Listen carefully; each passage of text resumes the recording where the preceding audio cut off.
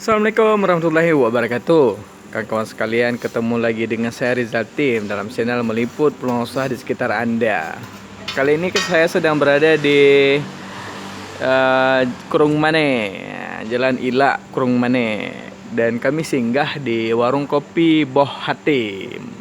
Jadi di sini kami mencoba menikmati martabak bohdrin atau martabak durian yang dimasak atau dibuat oleh Bang Adik.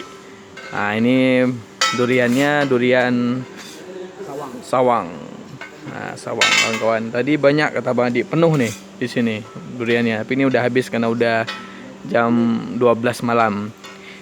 Ya Bang Adik, tak buah porsi tepuluh lebih Bang Adik ah. Biasa tiura pada buah porsi Bang Adik. Mempuluh buah porsi, 50 porsi kawan-kawan Bang Adik bisa masak dan laku setiap harinya. Kalau kurang 30 porsi. Ya, jadi bagi kawan-kawan di sekitar Kurung Mane yang mau mencoba martabak durian, maka bisa singgah di warung kopi Boh Hati.